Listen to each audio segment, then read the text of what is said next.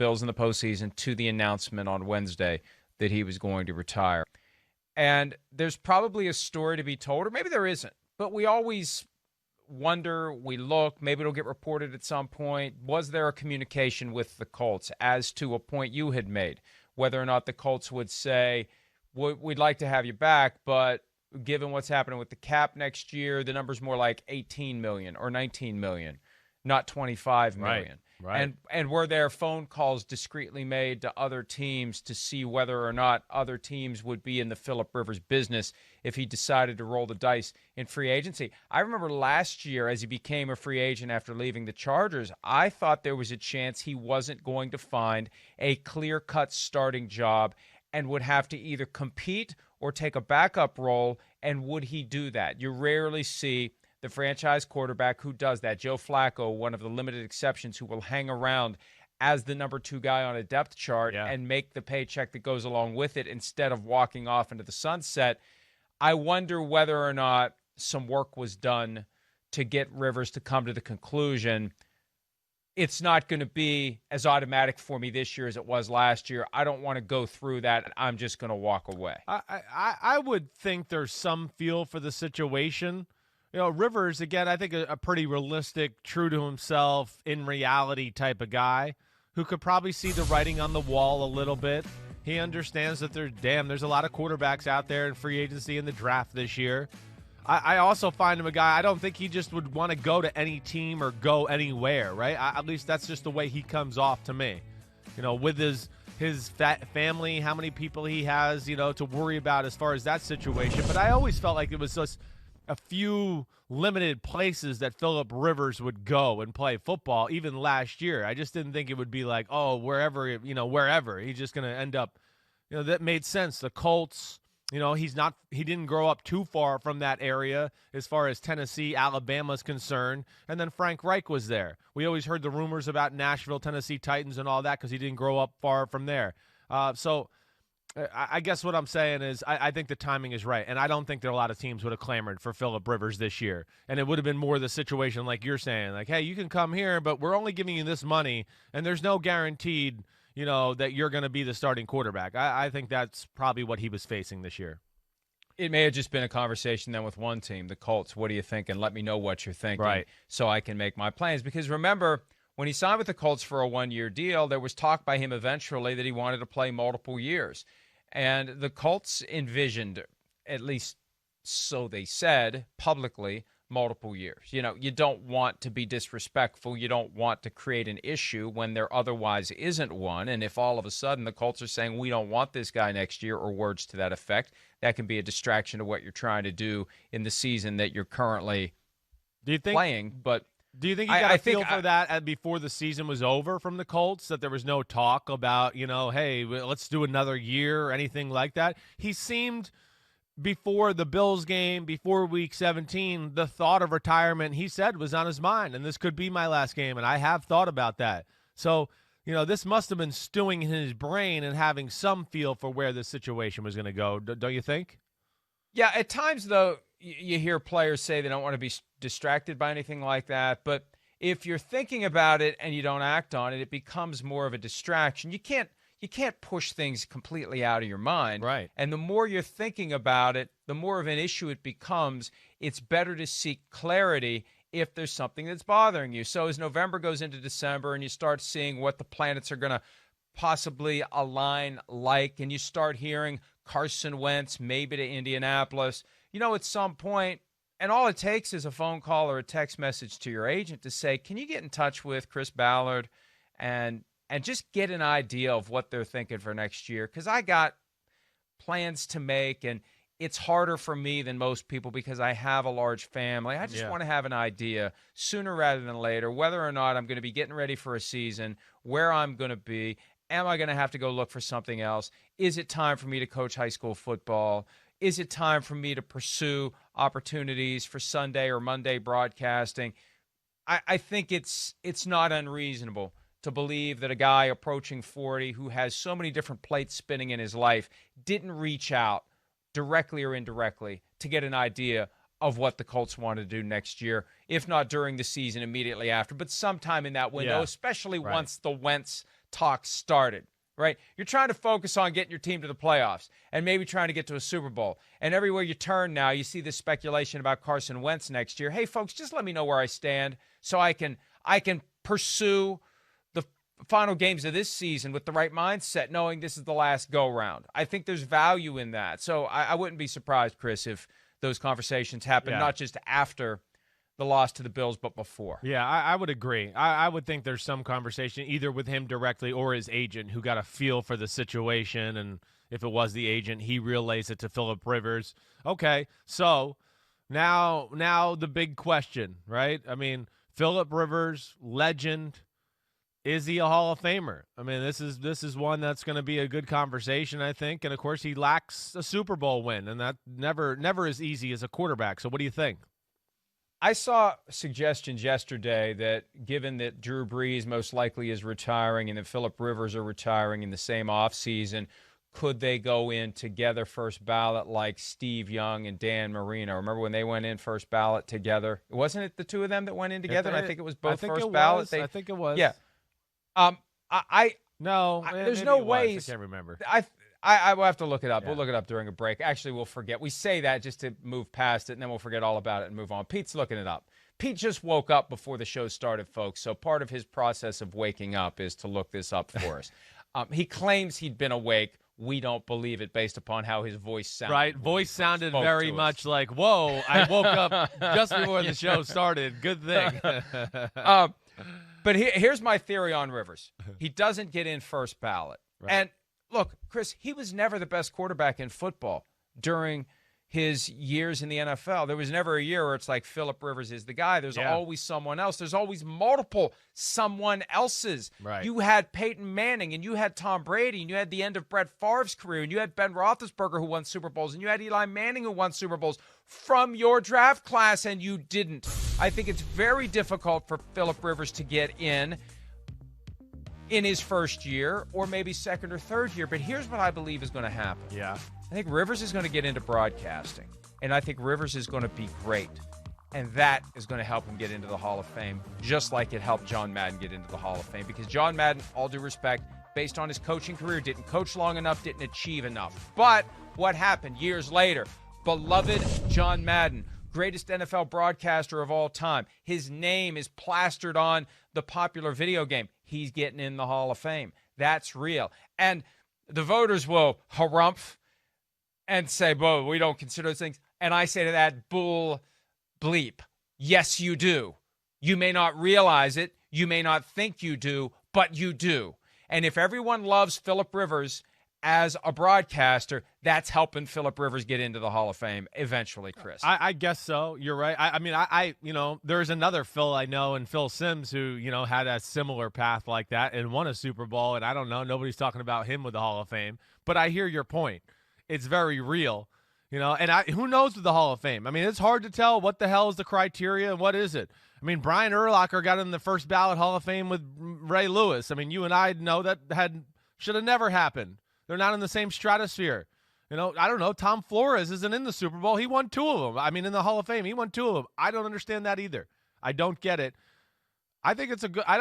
You raise a good question there, and I certainly think if he does announce and is good at it, which we expect him to be, and fun and colorful and all that, that certainly will help his case. You're right. I do. No matter what the voters say or anything, at the very least, maybe you get into some sort of contributor or something like that, a guy who's been around football forever. Yeah. But no. But they'll put him in. They'll put him in as a player. They're not going to burn a spot for a contributor category. They'll put him in as a player.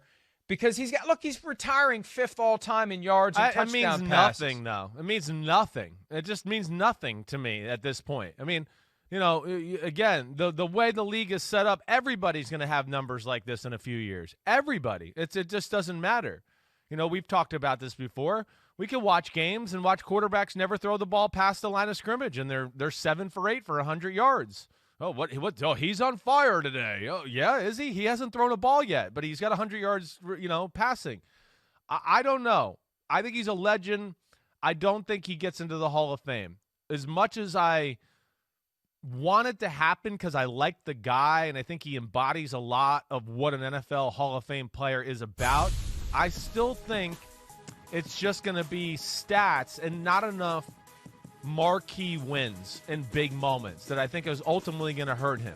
You know, what is his marquee playoff game win? Of course, he never even got into a Super Bowl, but what is the marquee playoff win? You know, the one where he tore his ACL and Billy Volek came in and finished the game, right? I mean, it's hard to really say. So that, and then to what you kind of say, Mike, I don't think there was ever a year where we said Phillip Rivers is one of the 3 best quarterbacks in football. And again, you tell me and correct me as I go here. Maybe some years where we thought he was dancing around the top 5, maybe, I think, right? If we're being kind, but I don't even know if we can ever really say it was top 5. He was maybe right on the outside looking in on some of his best years. At least that's how I feel. What about you? I think his marquee playoff win would have been the game against the Patriots at home in the divisional round 2006. Marlon McCree makes the interception that ices the game and then fumbles it. That would have been. The Patriots get it back and they right. win. Because, you know, back in that era, the Chargers matched up with the Colts incredibly well. Do a little research, folks. It's easily found. They were. The Chargers had the Colts number. That defense bedeviled Peyton Manning. It was one of the reasons why I used to lobby for Ron Rivera to be a head coach, ideally with another team in the AFC South, because Ron Rivera's defenses did a pretty good number on Peyton Manning. They were Peyton good Manning teams. got the ultimate revenge against Ron Rivera and the Panthers in Super Bowl 50. But if the Chargers win that game, maybe they end up in the Super Bowl that year. Yeah. And they would have hosted the Colts. I remember having that conversation with Tony Dungy about trying to engineer your seed. Is it better to be the 4 seed or the 3 seed? And Dungy said it's always better to be higher because you never know how it's going to fall together, and you're going to end up hosting the AFC Championship game like they did that year against the Patriots after the Patriots beat the Chargers. That was their year. That was their chance. Well, that's and it where didn't work out. Yeah, you're right. That's where, you know, that's where it's hard. So we can't really come up with one, and yet I could come up with a few others to go. He was a quarterback on a team that was better than the team he played in the playoffs and lost. So I think that's going to hurt him, certainly. I mean, some of those Chargers teams there at the end of the Drew Brees era and Phillip Rivers, wow, were they good. I mean, that's why they got rid of Drew Brees. They thought they were the best team in football, and they didn't make the playoffs. I mean, that's really what it came down to. But it's going to be an interesting combo. And, of course, he's going to be interesting, right, Mike, because of the other guys in his draft class who are also, right. I think Big Ben's a shoo-in. Eli, I would say, is going to get in. I don't think it's a first ballot type of thing, but because he's Eli Manning, and like you said, he's won 2 Super Bowls, and, you know, the Mannings know how to play the game a little bit, I would imagine he gets in at one point. So Rivers could be the guy that's kind of on the outside looking in as far as this is concerned. Shireen Williams and I were talking about this last night, how the lobbying by Peyton Manning for Eli will be intense. And my official position has been and continues to be I'm not interested in being a Hall of Fame selector. But the one area where I would love it is when Peyton Manning is trying to call me up and kiss my butt to vote for Eli, and I'm putting him off like, Peyton, not now. Peyton, I'm busy. Peyton, I got things to do. Copy, paste, snarky comment. Yeah. Can you call me later? But just the idea, thank you. Just the idea that Peyton Manning is trying to get you to do something for him. That would be and amazing. That's how it goes. Yeah. It is very political, and there is lobbying, and I guarantee you Peyton Manning is going to call all 48 of the selectors repeatedly to sing the praises of his kid brother and argue why he should get in that year. I guarantee you, and I think eventually people are just going to say, Peyton, I'll vote for him if it means you will leave me the hell alone. I'm telling you, that's what's coming, and it's 4 years away. I want to push back on one thing you said, though. Okay. Because I agree with you. In his class, he's behind Roethlisberger and Eli Manning for a spot in the Hall of Fame. Yeah. They got multiple Super Bowl wins. And Eli's got multiple Super Bowl MVPs. Ben's got 0. Right. 0. Right. Or you could argue one of the reasons they lost Super Bowl 45 is that Bruce Arians and Ben Roethlisberger Sure. were trying You could. to get Ben the MVP award more than they were trying to win the game, frankly. And there are people who are on that team who believe that, frankly. So adds a little dash to that Bruce Arians' point MVP against Aaron Rodgers conversation this week. annoys me anyways. That just with these 3 quarterbacks. You know, first off, we could easily give Big Ben the MVP conversation for the Cardinals game, the clutch drive, how they did that. You know, Eli got an MVP because of one drive in one of those. So one of the defenders should have been the MVP of the first Super Bowl, but the quarterback, of course, always gets favored in those things too. So that's become a little subjective and annoying as well as we talk about. Manning. Kind of stuff. It's Manning. It's Manning. Yeah. That's the point. Right. The fact that he got both of those MVPs. Right. It's Manning. You could argue David Tyree should have been the MVP of that game for making the catch that we'd never seen before and haven't seen since off of his helmet while Rodney Harrison is dragging him down. Folks, do you have any idea how difficult that would be with Rodney Harrison dragging you to the ground? Right? To hold on to that damn football? He's made of steel. Like, I don't know. Yes. I mean, he really is. Even at 47 or 8, whatever he is, he's still made of steel. I wouldn't fight Rodney if you paid me. I want to push back, though, against the flippant reaction that you had to Phillip Rivers being 5th all-time in passing yardage, because I'm looking at the numbers here, and you're saying he's eventually going to be passed by. It's going to take a while, because I'm going down the list. I don't see who's going to catch him, Chris. He's ahead of Dan Marino. He's ahead of Dan freaking Marino. And active quarterbacks, Matt Ryan's got 8,000 yards to go. Matt Ryan undoubtedly will catch him. Some of these other guys, like Matthew Stafford, he's got a lot of work to do. He's 18,000 yards behind Phillip Rivers, 18,000 yards. It's 3 years in this NFL. It's not that much. Maybe 4. It's 4. Okay, it's if you 4 throw or for 4,500 a year, it's you're getting into that kind of conversation. That's what but I'm looking down here. The active list of guys who have a chance to catch him, it's all guys who are older. Russell Wilson's still got 30,000 yards to go. He's at 33. Who was this through one? 9 seasons. Who's Russell Wilson. Russell Wilson. Yeah. Russell Wilson. Right. Yeah. So, and I'm scrolling. Here's Kirk Cousins at 28,000. Hey, listen, the numbers are impressive, but that just doesn't.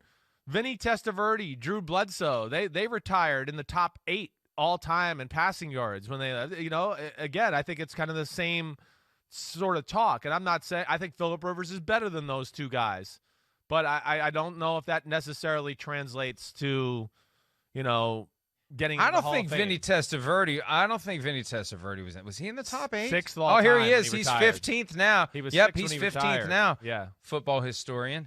Wow. Well, 46,000 passing yards in a career that spanned 20 years. Right. One of the quietest great NFL quarterback careers that you could ever see. But, look, there he is at number 5, Phillip Rivers, and he will be passed eventually, and he'll be, 9 or 10 before too long. I just think, based upon what we saw from John Madden, what we saw, as Pete mentioned, I think we talked about this last night on PFTPM, how Dick LeBeau got into the Hall of Fame as a player, even though it was his legend as an assistant coach that got him over the top. Oh, we didn't consider that. Oh, okay, sure you didn't, Hall of Fame voters. You don't consider all the things that you're not supposed to consider. Fine.